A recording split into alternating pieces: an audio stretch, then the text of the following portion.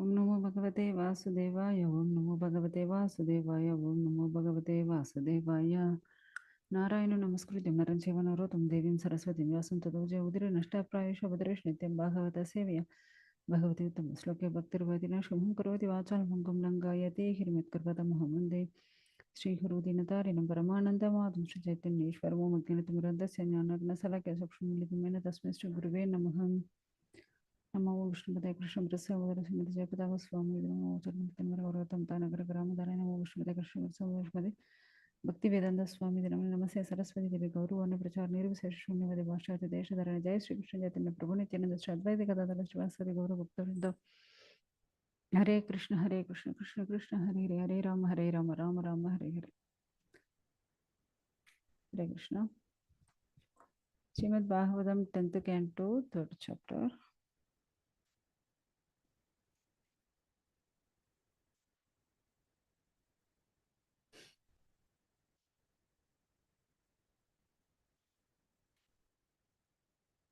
So ಇಲ್ಲಿ ಬಂದು ಭಗವಂತ ಏನು ಹೇಳ್ತಾರೆ, ನೀವು ಗಂಡ ಹೆಂಡತಿ ಇಬ್ಬರು ನೀವು ಬಂದು ನಮ್ಮನ್ನು ನಿಮ್ಮ ಮಗವಾಗ ನೆನೆಸಿರ್ಬೋದು, ಆದರೆ ನಾವು ದೇವೋತ್ತಮ ಪರಮಪುರುಷ ಅವ್ರು ಬಂದು ಭಗವಂತ ಬಂದು ಹೇಳ್ತಾ ಇದ್ದಾರೆ. ಸೊ ನೀವು ಬಂದು ಯಾವಾಗ ನಮ್ಮನ್ನೇ ಚಿಂತನೆ ಮಾಡ್ತಾ ಇರಬೇಕು. ನಮ್ಮ ಮೇಲ್ಗಡೆ ಯಾವಾಗ ಈ ನೆನಪು ಇರಬೇಕು.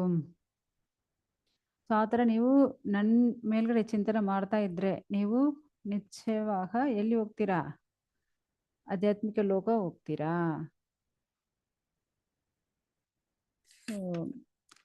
ಅದ ಭಗವಂತ ಬಂದು ಏನು ಅವರ ತಾಯಿ ತಂದೆಗೆ ಈ ಥರ ಹೇಳ್ತಾ ಇದ್ದಾರೆ.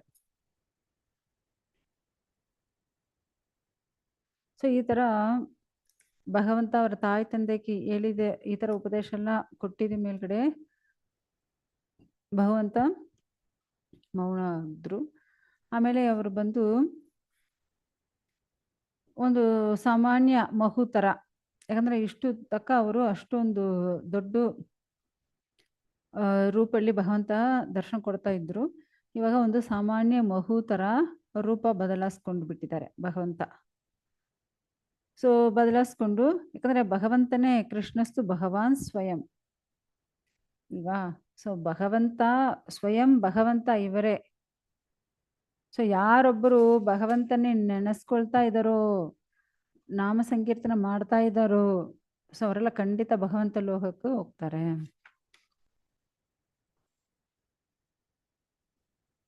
ಇವಾಗ ಆ ದೇವೋತ್ತಮ ಪರಮ ಪುರುಷ ಸಾಮಾನ್ಯ ಮನುಷ್ಯರು ಆದ್ಮೇಲ್ಗಡೆ ವಸುದೇವರು ಸ್ವಲ್ಪ ಉತ್ಸಾಹವಾಗ ಭಗವಂತನೇ ನೋಡ್ತಾ ಇದ್ದಾರೆ.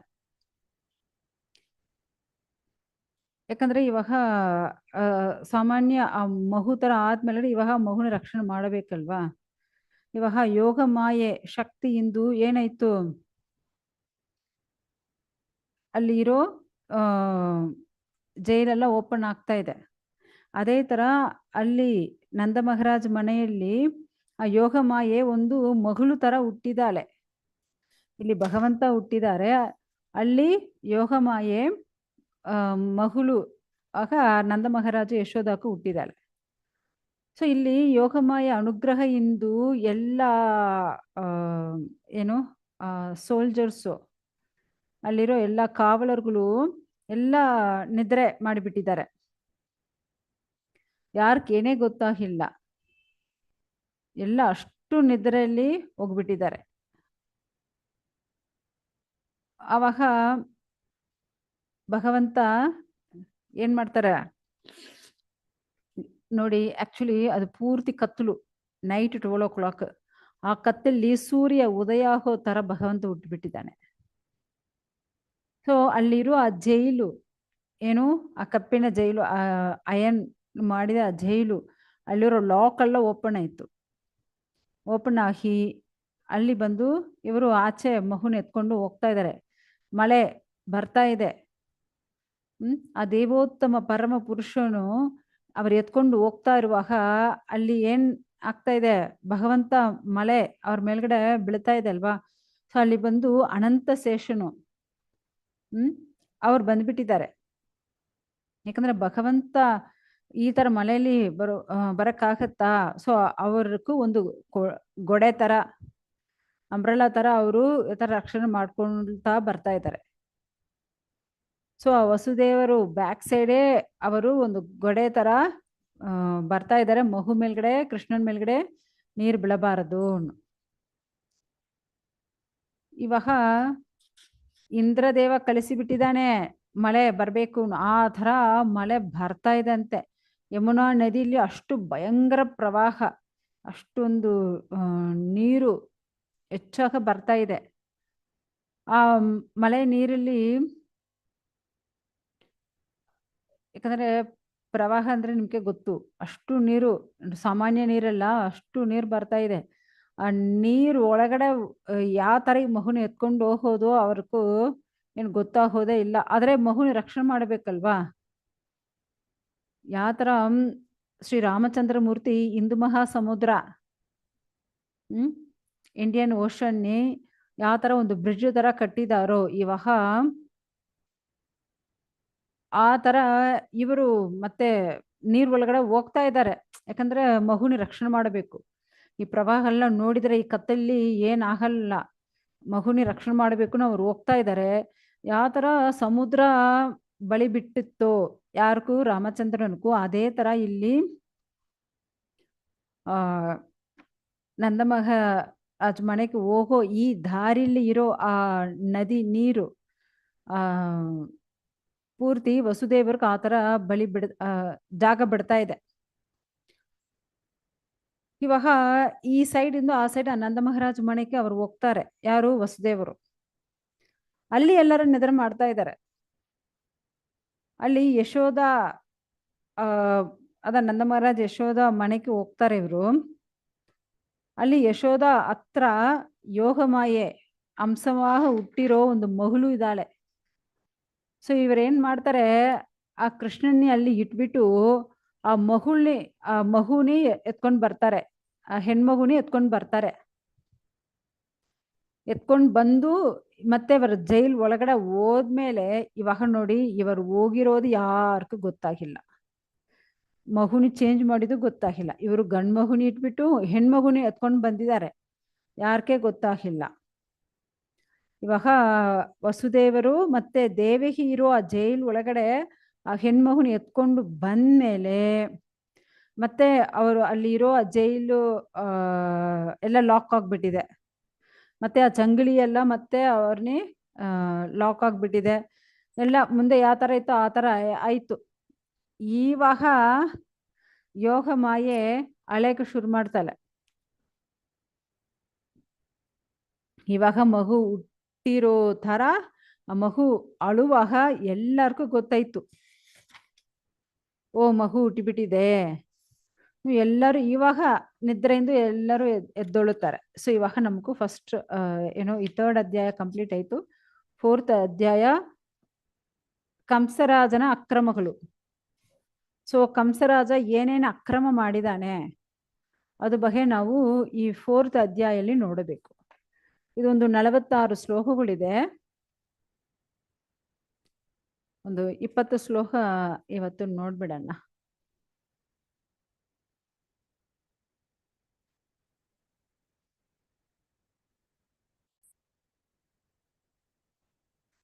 ಹರೇ ಕೃಷ್ಣ.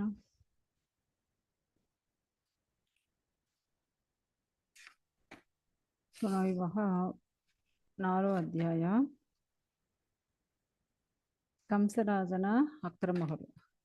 ಸೊ ಶುಕದೇವ ಗೋಸ್ವಾಮಿ ಹೇಳ್ತಾ ಇದ್ದಾರೆ, ಓ ಪರೀಕ್ಷಿತ್, ಈ ತರ ಭಗವಂತ ಇಲ್ಲಿಂದ ಅಲ್ಲಿ ಕರ್ಕೊಂಡು ಹೋಗಿ ಬಿಟ್ಬಿಟ್ಟಿದ್ದಾರೆ. ಸೊ ಅಲ್ಲಿರೋ ಯೋಗ ಮಾಯೇನಿ ಇಲ್ಲಿ ಎತ್ಕೊಂಡು ಬಂದ್ಬಿಟ್ಟಿದ್ದಾರೆ ಅವರು. ಸೊ ಬಂದ್ಮೇಲೆ ಏನಾಗುತ್ತೆ, ಮತ್ತೆ ಎಲ್ಲ ಡೋರ್ ಎಲ್ಲ ಲಾಕ್ ಆಗ್ತಾ ಇದೆ, ಜೈಲ್ ಡೋರ್ ಎಲ್ಲ ಲಾಕ್ ಆಗಿದೆ. ಅವ್ರು ಅರೆಸ್ಟ್ ಮಾಡಿ ಇಟ್ಟಿದ್ದಾರಲ್ವಾ, ಸೊ ಆ ಚಂಗಳಿ ಎಲ್ಲ ಲಾಕ್ ಆಗ್ತಾ ಇದೆ. ಸೊ ಇವಾಗ ಮಗು ಅಳಕ್ಕೆ ಶುರು ಮಾಡ್ತಾ ಇದೆ. ಸೊ ಆ ಥರ ಇವಾಗ ಆ ಮಗು ಅಳಕ್ಕೆ ಶುರು ಮಾಡುವಾಗ ಇವಾಗ ಎಲ್ಲರೂ ಎದ್ದೊಳ್ತಾರೆ, ನಿದ್ರೆಯಿಂದ ಎಲ್ಲರೂ ಎದ್ದೊಳ್ತಾರೆ. ಹೆಣ್ಮಗು ಶಬ್ದ ಕೇಳಿ ಎಲ್ಲರೂ ಎದ್ದೋಳಿ ಮೇಲೆ ತುರಂತ ಅವ್ರ ಅಲ್ಲಿರೋ ಸೈನಿಕರು ಏನ್ ಮಾಡ್ತಾರೆ, ಓಡೋಡಿ ಕಂಸರಾಜನ, ಭೋಜರಾಜನ ರಾಜ ಯಾರು, ಕಂಸನು, ಅವನ ಹತ್ರ ಹೋಗಿ ಈ ತರ ದೇವಹಿಗೆ ಮಗು ಹುಟ್ಟಿಬಿಟ್ಟಿದೆ ಹೇಳ್ತಾರೆ. ಸೊ ಕಂಸ ಅಷ್ಟು ಆಕ್ರೋಶವಾಗಿ ಬರ್ತಾ ಇದ್ದಾನೆ. ಯಾಕಂದ್ರೆ ಸೈನಿಕರು ಬಂದು ಹೇಳಿದಾರಲ್ವಾ, ಎಂಟೋ ಮಗು ಹುಟ್ಟಿಬಿಟ್ಟಿದೇನು, ಅವನು ಅಷ್ಟು ಕೋಪದಿಂದ ಬರ್ತಾ ಇದ್ದಾನೆ. ಓ, ನನ್ನ ಕೊಳ್ಳಕ್ಕೆ ಬಂದಿರೋ ಮಗು ಹುಟ್ಟಿಬಿಟ್ಟಿದ್ಯಾ, ಸೊ ಇವಾಗ ಆ ಕಾಲ ಹುಟ್ಟಿಬಿಟ್ಟಿದಾನ, ಅವನಿಗೆ ಇವಾಗ ನಾನ್ ಸಾಯಿಸ್ತೀನಿ. ಅಷ್ಟು ಬೇಗ ಅವನು ಬರ್ತಾ ಇದ್ದಾನೆ. ಏನು, ಯಾಕಂದ್ರೆ ಅವೆಲ್ಲ ನಿದ್ರೆ ಮಾಡ್ತಾ ಇದಾರಲ್ವಾ, ಸೊ ಇವನು ನಿದ್ರೆ ಮಾಡಿ ಆತರ ಓಡಾಡಿ ಬರ್ತಾ ಇದ್ದಾನೆ. ಏನು ಆ ತಲೆಯಲ್ಲಿ ಏನು ಹಾಕೊಂಡಿಲ್ಲ, ಅಲಂಕಾರ ಎಲ್ಲ ಏನ್ ಮಾಡಿಲ್ಲ, ಆ ತರ ಬರ್ತಾ ಇದ್ದಾನೆ ಕೇಳಿದ ಕ್ಷಣ. ಸೊ ಬಂದ್ಮೇಲೆ ಅಲ್ಲಿ ದೇವಗಿ ಅಷ್ಟು ನಿರಾದರವಾಗ ನಿಲ್ಕೊಂಡಿದ್ದಾರೆ. ಕಂಸ ಬಂದಿರುವಾಗ ಕಂಸ ನೋಡಿದ ತಕ್ಷಣ ಅವಳು ರಿಕ್ವೆಸ್ಟ್ ಮಾಡ್ತಾಳೆ, ಇವ್ ನಿಮ್ಗೆ ಎಲ್ಲ ಒಳ್ಳೇದಾಗ್ಲಿ ಅಣ್ಣ, ಇವಳು ಹೆಣ್ಮಗು, ಈ ಹೆಣ್ಮಗುನ ಬಿಟ್ಬಿಡಿ, ಅವಳು ನಿಮ್ಗೂ ಸೊಸೆ ತರ, ಅವಳನ್ನ ಬಿಟ್ಬಿಡಿ, ಅವಳನ್ನ ಏನ್ ಮಾಡಬೇಡ, ಹೆಣ್ಮಗು ಹೋಗಿ ಏನ್ ಮಾಡ್ತಾಳೆ, ಏನೋ ಅವಳ ಮೇಲ್ಗ ಸ್ವಲ್ಪ ಕರುಣೆ ತೋರಿಸಿ ಅವಳನ್ನ ಕೊಲ್ಬೇಡ, ಏನೋ ಅವಳು ಸ್ವಲ್ಪ ಪ್ರಕಾಶವಾಗ ಇದ್ದಾಳೆ, ಸೊ ಅದಕ್ಕೂ ಆ ಮಗುನಿಗೆ ಕೊಲ್ಬೇಡ, ಅವಳನ್ನ ನಮ್ಗೂ ಒಂದು ಗಿಫ್ಟ್ ಆಗು ಕೊಟ್ಬಿಡಿ, ಅವಳನ್ನ ಕೊಲ್ಬೇಡ. ಆಲ್ರೆಡಿ ನೀವು ಏನ್ ಮಾಡಿದೀರಾ, ಎಷ್ಟೋ ನನ್ನ ಮಕ್ಕಳನ್ನೆಲ್ಲ ಕೊಂದಿದ್ದೀರಾ, ಆದ್ರೆ ಈ ಮಗುನಿಗೆ ಕೊಲ್ಬೇಡ. ಯಾಕಂದ್ರೆ ನಿಮ್ ತಂಗಿನೇ ಲಾಸ್ಟ್ ಮಗು ಇವಳು, ಇವಳನ್ನ ಕೊಲ್ಬೇಡ, ನನ್ನ ಮೇಲ್ಗಡೆ ಸ್ವಲ್ಪ ಕರುಣೆ ತೋರಿಸಿ ಏನು, ಆ ತರ ಅವ್ರು ಬಂದು ಅಳ್ತಾ ಇದ್ದಾರೆ. ಸೊ ಅವ್ರು ಬಂದು ಆ ಮಗುನಿ ಆಲಿಂಗನ ಮಾಡಿಕೊಂಡು ಅಳ್ತಾ ಅಳ್ತಾ ಹೇಳ್ತಾ ಇದ್ದಾಳೆ ಯಾರು, ದೇವಕಿ. ಇವನು ಕಂಸ ಬಂದು ಆ ಮಗುನಿ ಕೊಟ್ಬಿಡು, ಇಲ್ಲಂದ್ರೆ ಸುಮ್ಮನೆ ಬಿಡೋದಿಲ್ಲ. ಅವಳು ಅಷ್ಟು ರಿಕ್ವೆಸ್ಟ್ ಮಾಡ್ತಾಳೆ, ಅಯ್ಯೋ ಬೇಡಣ್ಣ ಬೇಡಣ್ಣ, ಅವನ್ನ ಏನ್ ಮಾಡಬೇಡ. ಆದ್ರೆ ಅವನು ಕೇಳಿಲ್ಲ, ಅಷ್ಟು ಬಲವಂತವಾಗ ಆ ಮಗುನಿ ಅವ್ರ ಕೈಯಿಂದ ತೆಗೀತಾರೆ, ಬಲವಂತವಾಗ ತೆಗೀತಾನೆ ಯಾರು, ಕಂಸ. ಬಲವಂತವಾಗ ಆ ಮಗುನಿ ತೆಗೆದು ಮತ್ತೆ ಎಲ್ಲಾ ಮಕ್ಕಳನ್ನ ಯಾವ ತರ ಕೊಂದಿದಾರೋ ಆ ತರ ಕೊಲ್ಬೇಕು. ಯಾಕಂದ್ರೆ ಹುಟ್ಟಿದ ಕ್ಷಣ ಚಿಕ್ಕ ಮಗು ಅಲ್ವಾ, ಆ ಚಿಕ್ಕ ಮಕ್ಕಳನ್ನ ಒಂದು ದೊಡ್ಡ ಬಂಡೆ ಮೇಲ್ಗಡೆ ಬಿಸಾಕಿ ಬಿಸಾಕಿ ಕೊಂದಿದ್ದಾನಂತೆ ಅವನು. ಅದೇ ಬಂಡೆ ಮೇಲ್ಗಡೆ ಬಿಸಾಕಿ ಕೊಲ್ಬೇಕೂನು ಅವನು ಎತ್ತು ಬಿಸಾಕ್ತಾನೆ. ಆ ತರ ಬಿಸಾಕುವಾಗ ಆ ದೇವೋತ್ತಮ ಪರಮ ಪುರುಷ ಭಗವಂತ ಶ್ರೀ ಕೃಷ್ಣನ ತಂಗೆ ಆ ಯೋಗ ಮಾಯಾ ಅವಳು ಏನ್ ಮಾಡ್ತಾರಂತೆ, ಆ ಕಂಸನ ಕೈಯಿಂದ ಹೊರಟೋಗಿ ಆಕಾಶಲ್ಲಿ 8 ಕೈಗಳು ಇರೋ ದುರ್ಗಾದೇವಿಯಾಗ ಆಕಾಶಲ್ಲಿ ನಿಲ್ಸ್ಕೊಂಡ್ಬಿಟ್ಟಿದ್ದಾಳೆ. ಆ ದುರ್ಗಾದೇವಿ ಅಷ್ಟು ಚೆನ್ನಾಗ ಒಂದು ಮಾಲೆ ಹಾಕೊಂಡಿದ್ದಾಳೆ, ಚಂದನ ಎಲ್ಲ ಹಾಕೊಂಡಿದ್ದಾಳೆ, ಅಷ್ಟು ಚೆನ್ನಾಗ ಬಟ್ಟೆ ಆಭರಣಗಳೆಲ್ಲ ಹಾಕೊಂಡಿರ್ತಾರೆ, ಅಷ್ಟು ಅಲಂಕಾರವಾಗ ಇದ್ದಾರೆ. ಆ 8 ಕೈಗಳಲ್ಲಿ ಒಂದೊಂದು ಆಯುಧಗಳಿರುತ್ತೆ, ಬಿಲ್ಲು, ಶೂಲ, ಅಂಬು, ಮತ್ತೆ ಕುರಾಣಿ, ಸಂಗು, ಚಕ್ರ, ಗದೆ, ಈ ತರ ಎಲ್ಲಾ ಆಯುಧಗಳು ಇಟ್ಕೊಂಡಿರ್ತಾರೆ. ಈ ತರ ಒಂದು ಅಲ್ಲಿ ಬಂದು ನೋಡಿ, ಆ ತಾಯಿ ಆ ತರ ಪ್ರಕಾಶವಾಗ 8 ಕೈಯಿಂದ ಈ ತರ ಕಾಚಿ ಕೊಡುವಾಗ, ದರ್ಶನ ಕೊಡುವಾಗ ಅಲ್ಲಿ ಬಂದು ಅಪ್ಸರಸ್ಗಳು, ಕಿನ್ನರ್ಗಳು, ಉರಗರ್ಗಳು, ಸಿದ್ಧರುಗಳು, ಸಾರಣರುಗಳು, ಗಂಧರ್ವರುಗಳು ಎಲ್ಲರೂ ಅಲ್ಲಿ ಬಂದು ಆ ತಾಯಿಗೆ ಹೊಗಳು ಆಡ್ತಾ ಇದ್ದಾರೆ, ಹೂ ಹಾಕ್ತಾ ಇದ್ದಾರೆ, ಈ ತರ ಮಾಡ್ತಾ ಇದ್ದಾರೆ. ಸೊ ಮಾಡ್ತಾ ಇರುವಾಗ ಕಂಸ ಆಶ್ಚರ್ಯವಾಗ ನೋಡ್ತಾ ಇದ್ದಾನೆ, ಇದೇನಪ್ಪ ಇದು, ನಾವು ಇವ್ರನ್ನ ಕೊಲ್ಬೇಕು ನೋಡಿದ್ರೆ ಈ ಮಗು ಏನು ಈ ತರ ಒಂದು ದುರ್ಗಾದೇವಿಯಾಗ ರೂಪ ಬದಲಾಗಿ ಈ ತರ ಮಾತಾಡ್ತಾ ಇದ್ದಾಳೆ ನೋಡ್ತಾನೆ. ಇವಾಗ ಆ ತಾಯಿ ಮಾತಾಡೋಕೆ ಶುರು ಮಾಡ್ತಾಳೆ, ಏ ಮುಟ್ಟಾಳ್ ಕಂಸ, ನಿಮ್ನ ಕೊಲ್ಲೋದು ಸುಲಭ ಇಲ್ವಾ, ಇವಾಗ ಅವ್ರ ಕಾಯಿಲೆ ಇಷ್ಟು ಆಯುಧಗಳಿದೆ, ಆದ್ರೆ ನಿನ್ನ ಕೊಳ್ಳಕ್ಕೊಬ್ಬನು ಆಲ್ರೆಡಿ ಹುಟ್ಬಿಟ್ಟಿದ್ದಾನೆ. ಅವನು ಖಂಡಿತ ಬಂದು ನಿಮ್ನ ಕೊಳ್ಳುತ್ತಾನೆ. ಆದ್ರೆ ಈ ಊರಲ್ಲಿರೋ ಮಕ್ಕಳನ್ನೆಲ್ಲ ಕೊಳ್ತಾ ಇದೆಯಲ್ವಾ, ಅದೆಲ್ಲ ನೀವು ಸ್ಟಾಪ್ ಮಾಡು. ಈ ತರ ಮಾಡೋದು ನಿಮ್ಗೆ ಒಳ್ಳೇದಲ್ಲ. ಮತ್ತೆರೋ ಮಕ್ಕಳನ್ನ ಕೊಲ್ಲೋದು ತಪ್ಪು ಹೇಳ್ತಾ ಇದ್ದಾರೆ.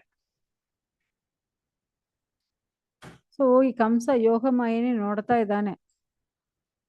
ಆವಾಗ ಅವಳು ಇದೆಲ್ಲ ಹೇಳ್ಬಿಟ್ಟು ಆ ಯೋಗ ಮಾಯೆ ಅಲ್ಲಿಂದು ಹೋಗ್ಬಿಡ್ತಾಳೆ, ಮಾಯ ಆಗ್ಬಿಡ್ತಾಳೆ. ಯಾಕಂದ್ರೆ ಅವರೇ ವಾರಣಾಸಿ ಅಲ್ಲಿ ಈ ತರ ಅನ್ನಪೂರ್ಣಿ ಯಾಗ, ಮತ್ತೆ ಒಂದು ಜಾಗದಲ್ಲಿ ದುರ್ಗಾದೇವಿ ಯಾಗ, ಕಾಳಿ ಯಾಗ, ಭದ್ರಾವಾಗ, ಈ ತರ ಎಷ್ಟೋ ನಾಮಗಳು ಇಟ್ಕೊಂಡು ಅಲ್ಲೆಲ್ಲಿ ಒಂದೊಂದು ಜಾಗಲ್ಲಿ ಒಂದೊಂದು ಹೆಸರಲ್ಲಿ ಯಾರು ಆ ತಾಯಿ ಬಂದು ಇದ್ದಾಳೆ. ಓಕೆ. ಆಮೇಲೆ ದುರ್ಗಾದೇವಿ ಹೇಳಿದ ಮಾತು ಕೇಳಿ ಇವಾಗ ಕಂಸನಕ್ಕೂ ಬುದ್ಧಿ ಬಂತು. ಓ ಇದೇನಪ್ಪ ಇದು, ನನ್ನ ತಂಗಿ ದೇವಹಿ ಮತ್ತೆ ನಮ್ಮ ತಂಗೆ ಯಜಮಾನ್ರು ವಸುದೇವರು ಇಬ್ಬರಿಗೂ ಈ ತರ ಮೋಸ ಮಾಡಿಬಿಟ್ಟಿದ್ದೀನಿ. 8 ಮಗು ನಮ್ಮನ್ನ ಕೊಳ್ಳುತ್ತೆ ಅನಿಸ್ಕೊಂಡು ನಾವು ಅವ್ರ ಮಕ್ಕಳು ಎಲ್ಲಾನು ಕೊಂದಿದ್ದೀನಿ. ಆದ್ರೆ ಇವಾಗ ಆ ತಾಯಿ ಈ ತರ ಹೇಳ್ಬಿಟ್ಟು ಹೋಗ್ಬಿಟ್ಟಿದೆ. ಎಲ್ಲೋ ಹುಟ್ಟಿಬಿಟ್ಟಿದ್ದಾನೆ, ಆಲ್ರೆಡಿ ಹುಟ್ಟಿ ಬೆಳೀತಾ ಇದ್ದಾನೆ. ಯಾಕೆ ಈ ತರ ಮಕ್ಕಳನ್ನ ಕೊಳ್ತಾ ಇದೆಯಾ ನಮ್ನಿ ಹೇಳ್ಬಿಟ್ಟು ಹೋಗ್ಬಿಟ್ಟಿದ್ದಾಳೆ. ಇವಾಗ ಅವನಿಗೂ ಬುದ್ಧಿ ಬಂತು. ಇವಾಗ ಅವನು ಕ್ಷಮಾಪಣೆ ಕೇಳ್ತಾ ಇದ್ದಾನೆ. ಏನ್ ಕ್ಷಮಾಪಣೆ ಕೇಳ್ತಾನೆ? ಅಯ್ಯೋ ತಂಗಿ, ನಮ್ನಿ ಕ್ಷಮಿಸ್ಬಿಡಿ. ಮತ್ತೆ ಗಂಡ ವಸುದೇವರ ಹತ್ರ ಕ್ಷಮಾಪಣೆ ಕೇಳ್ತಾ ಇದ್ದಾರೆ. ನಾವು ಎಷ್ಟು ದೊಡ್ಡ ಪಾವಿ ಆಗಿದ್ದೀನಿ ನಾನು. ಸ್ವಂತ ಮಕ್ಕಳನ್ನ ತಿನ್ನೋ ಒಂದು ರಾಕ್ಷಸ ತರ ಆಗಿದ್ದೀನಿ. ಯಾಕಂದ್ರೆ ಸಹೋದರಿ ಮಕ್ಕಳು ಇವ್ರಿಗೂ ಮಕ್ಕಳ ತರ ಅಲ್ವಾ. ಸೊ ಸ್ವಂತ ಮಕ್ಕಳನ್ನ ತಿನ್ನೋ ಒಂದು ರಾಕ್ಷಸ ತರ ಆಗಿ ಸ್ವಂತ ಮಕ್ಕಳನ್ನ ಈ ತರ ಕೊಂದ್ಬಿಟ್ಟಿದ್ದೀನಿ ನಾನು. ಯಾಕಂದ್ರೆ ಒಂದೇ ರಕ್ತ, ಒಂದೇ DNA ಅಲ್ವಾ. ಸೊ ಎಷ್ಟೊಂದು ಎರಕವೇ ಇಲ್ಲ, ಕೊಡೂರವಾಗ ಒಂದು ಮೂರ್ಗ ಆಗಿಬಿಟ್ಟಿದ್ದೀನಿ. ಇವಾಗ ನಮ್ಮ ರಿಲೇಷನ್ ಆಗಲಿ, ಫ್ರೆಂಡ್ಸ್ ಆಗಲಿ, ಎಲ್ಲ ನಮ್ಮ ಮೇಲ್ಗಡೆ ಎಷ್ಟು ಒಂದು ಕೋಪ ಇರುತ್ತೆ. ಯಾವ ಥರ ಒಂದು ಬ್ರಾಹ್ಮಣನ ಕೊಂದಿದ್ರೆ ಅವ್ರಿಗೂ ನರಕ ಯಾವ ಥರ ರೆಡಿಯಾಗಿ ಇರುತ್ತೋ ಆ ಥರ ನಾವು ಬಂದು ಇಷ್ಟು ಚಿಕ್ಕ ಮಕ್ಕಳು, ಹುಟ್ಟಿರೋ ಮಕ್ಕಳನ್ನೇ ಕೊಂದಿದ್ದೀನಿ. ಆದರೆ ನಮ್ಗೆ ಏನು ಸಿಕ್ಕುತ್ತೋ ಗೊತ್ತಿಲ್ಲ. ನಾವು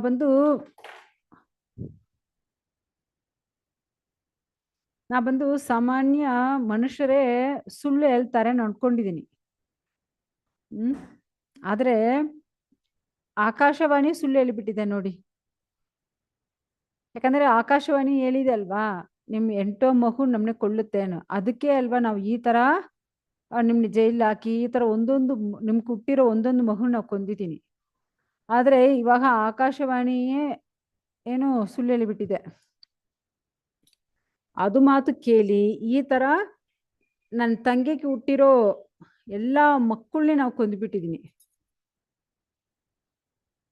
ಓ ನೀವಿಬ್ಬರು ಎಷ್ಟೊಂದು ಶ್ರೇಷ್ಠರು, ನಿಮ್ಮ ಮಕ್ಕಳನ್ನೆಲ್ಲ ನಾವೇ ಕೊಂದಿದ್ದೀನಿ. ಎಷ್ಟೊಂದು ದುರದೃಷ್ಟ ಆಯಿತು, ನೀವು ಎಷ್ಟೊಂದು ದುರದೃಷ್ಟನ ಅನುಭವಿಸಿದಿರ. ದಯವಿಟ್ಟು ನಮ್ಮ ಮೇಲ್ಗಡೆ ಕೋಪ ಇಟ್ಕೋಬೇಡ. ನೋಡಿ ಅವ್ರ ಮಕ್ಕಳನ್ನೆಲ್ಲ ಇವನು ಕೊಳ್ಳುತ್ತಾನಂತೆ, ಆದ್ರೆ ಕೋಪ ಇರಬಾರ್ದಂತೆ. ಅದಾದ ನಿಮ್ಮ ಮಕ್ಕಳನ್ನ ನಾವು ಕೊಂದಿದ್ದೀನಿ, ಆದರೆ ನಮ್ಮ ಮೇಲ್ಗಡೆ ಕೋಪ ಇಟ್ಕೋಬೇಡ. ಇಲ್ಲಿ ಎಲ್ಲಾ ಜೀವರಾಶಿಗಳು ಹುಟ್ಟುತ್ತೆ, ಹುಟ್ಟಿದ ಮೇಲ್ಗಡೆ ಮತ್ತೆ ಏನು ಸ್ವಲ್ಪ ದಿನ ಆಮೇಲೆ ಅದಾವುದು ಜನ್ಮ ಮೃತ್ಯು ಜರಾವ್ಯಾಧಿ ಮತ್ತೆ ಅದು ಹೋಗುತ್ತೆ ಅಲ್ವಾ. ಆದ್ರೆ ಇವನೇ ಕೊಂದ್ಬಿಟ್ಟು ಈ ತರ ಎಲ್ಲ ಹೇಳ್ತಾ ಇದ್ದಾನೆ. ಯಾವ ತರ ಒಂದು ಹುಟ್ಟೋರು ಎಲ್ಲರಿಗೂ ಮರಣ ಅನ್ನೋದು ನಿಶ್ಚಯ ಅಲ್ವಾ.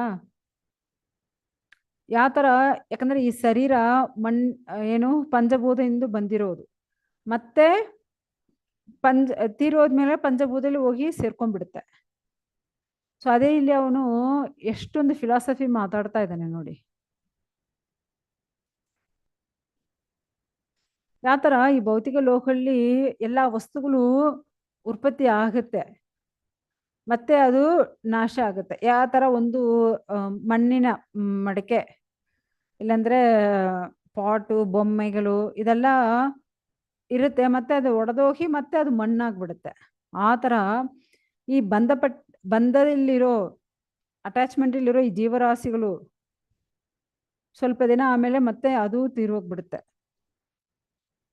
ಯಾವ ಥರ ಪಾಟು ಮಣ್ಣಾಗುತ್ತೋ ಆ ಥರ ಈ ಶರೀರವು ಏನಾಗುತ್ತಂತೆ, ಶಾಶ್ವತ ಇಲ್ಲ. ಎಲ್ಲ ಜೀವರಾಶಿಗಳು ನಾ ಹಣ್ಯತೆ ಹನ್ಯಮಾನೆ ಶರೀರೇ, ಅದು ತೀರೋಗುತ್ತೆ. ಯಾರು ಇಲ್ಲಿ ಶಾಶ್ವತವಾಗಿರಕ್ಕಾಗಲ್ಲ. ನೋಡಿ, ಇವನೇ ಈ ತರ ಮಾತಾಡ್ತಾ ಇದ್ದಾನೆ.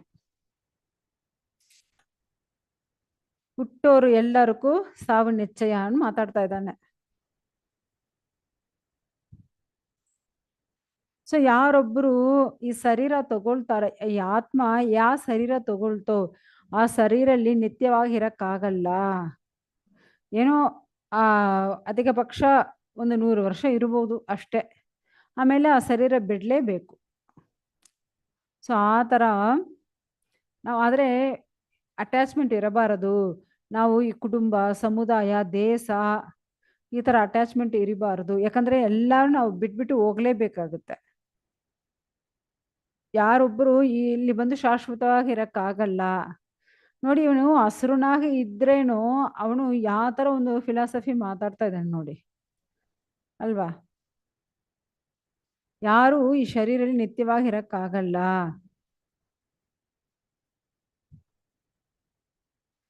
ಸೊ ಅದು ಎಲ್ಲರೂ ಬಿಟ್ಟು ಹೋಗಲೇಬೇಕು. ಆದರೆ ಇವನು ಮಾಡಿದ ಪಾಪ ಆದರೆ ಕರೆಕ್ಟಾ? ಇಲ್ಲ, ಅದು ಬಗ್ಗೆ ಅವನು ಮಾತಾಡಿಲ್ಲ.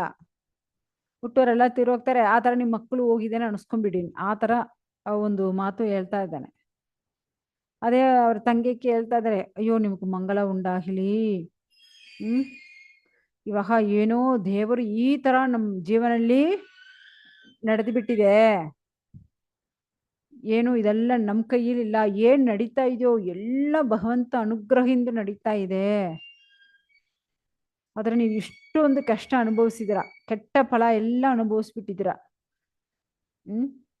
ದುರದೃಷ್ಟ ಏನು ಅಂದ್ರೆ ನಿನ್ನ ಮಕ್ಕಳೆಲ್ಲ ತೀರೋಗ್ಬಿಟ್ಟಿದ್ದಾರೆ. ಕೊಂದಿದೆ ಯಾರು? ಇವನೇ ಅಲ್ವ ಕೊಂದಿದ್ದಾನೆ. ಸೊ ಏನು ನಡೆದಿದೋ ಬಿಟ್ಬಿಡಿ, ಎಲ್ಲ ನಡೆದು ಹೋಗಿಬಿಟ್ಟಿದೆ. ದಯವಿಟ್ಟು ನೀವು ಇದಕ್ಕೋಸ್ಕರ ನೀವು ಕಷ್ಟ ಅನುಭವಿಸ್ಬೇಡ. ಯಾವ ಥರ ಕಷ್ಟ ಅನುಭವಿಸ್ಬೇಡ ನೀನು ಹೇಳ್ತಾನೋ ಗೊತ್ತಿಲ್ಲ. ನೋಡಿ, ಎಲ್ಲ ಕೆಲಸ ಇವನೇ ಮಾಡಿಬಿಟ್ಟಿದ್ದಾನೆ. ಇವಾಗ ಇವನೇ ಇಲ್ಲಿ ಹೇಳ್ತಾ ಇದ್ದಾನೆ. ನಿಜವೇ, ಇವನು ಹೇಳೋದೆಲ್ಲ ನಿಜವೇ. ಯಾಕಂದ್ರೆ ಜನ್ಮ ಮೃತ್ಯು ಜರಾವ್ಯಾಧಿ, ಒಂದೊಂದು ಜೀವಾತ್ಮ ಏನೋ ಹುಟ್ಟೋದು, ಓಲ್ಡ್ ಏಜ್ ಆಗೋದು, ವ್ಯಾಧಿ ಬರೋದು, ತೀರೋಗೋದು, ಇದು ಒಂದು ಸೈಕಲ್. ನಿಜವಾದ ದುಃಖ ಏನಂದ್ರೆ ಇದೆ, ಜನ್ಮ ಮೃತ್ಯು ಜರಾವ್ಯಾಧಿ ದುಃಖವೇ. ಆದ್ರೆ ಇವನೇ ಸಾಯಿಸ್ಬಿಟ್ಟು ಇವನೇ ಏನೋ ಭಗವಂತ ಅನುಗ್ರಹದಿಂದ ನಡೆದು ಬಿಟ್ಟಿದೆ, ನೀವು ತಪ್ಪಾಗಿ ಇಟ್ಕೋಬೇಡ, ನೆನೆಸ್ಕೋಬೇಡ, ಈ ತರ ಹೇಳ್ತಾ ಇದ್ದಾನೆ. ಅದಕ್ಕೋಸ್ಕರ ನೀವು ಕಷ್ಟ ಅನುಭವಿಸ್ಬೇಡ, ದುಃಖ ಪಡಬೇಡ, ಈ ತರ ಹೇಳ್ತಾ ಇದ್ದಾನೆ ಅವನು. ಸೊ ಯಾರು ಒಬ್ಬರು ದೇಹಾಭಿಮಾನದಿಂದ ಇರ್ತಾರೋ ಸೊ ಅವರೇ ದುಃಖ ಅನುಭವಿಸ್ತಾರೆ. ಸೊ ನಾವು ಒಂದು ಜೀವಾತ್ಮನ ಕೊಳ್ಳೋದು ಇಲ್ಲ, ಜೀವಾತ್ಮನ ನಾವು ಏನದು ನಮ್ಮನ್ನ ಕೊಳ್ಳೋದೋ ಇಲ್ಲಾಂದ್ರೆ ನಾವು ಮತ್ತೊಮ್ಮೆ ಕೊಳ್ಳೋದು ಸಾಧ್ಯ ಇಲ್ಲ. ಎಲ್ಲ ಮೂಢರುಗಳು, ಅದು ನಿಜ ಅಲ್ಲ.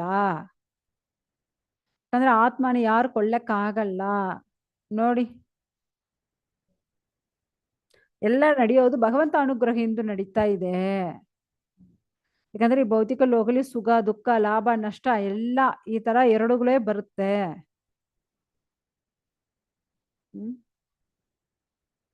ಯಾವ ತರ ಒಂದು ಜ್ಞಾನ ಹೇಳ್ಕೊಡ್ತಾ ಇದ್ದಾನೆ ನೋಡಿ ಅವನು. ಈ ತರ ಈ ಭೌತಿಕ ಲೋಕದಲ್ಲಿ ಅಹಂಕಾರ ಪಟ್ಟು ಈ ತರ ಕಷ್ಟಗಳು ಕೊಟ್ಟಿರೋನೆ ಇವನೇ. ಎಲ್ಲಾ ಕೆಲಸ ಮಾಡಿಬಿಟ್ಟು ಇವಾಗ ಇವನೇ ಯಾವ ತರ ಒಂದು ಅಡ್ವೈಸ್ ಕೊಡ್ತಾ ಇದ್ದಾನೆ. ಓಕೆ, ಸೊ ಮತ್ತೆ ಇರೋ ಶ್ಲೋಕಗಳು ನಾವು ನಾಳೆ ನೋಡೋಣ. 22 ಶ್ಲೋಕಗಳಾಯ್ತು. ನಾಳೆ ಬ್ಯಾಲೆನ್ಸ್ ಲೋಹಗಳು ನಾವು ನೋಡೋಣ.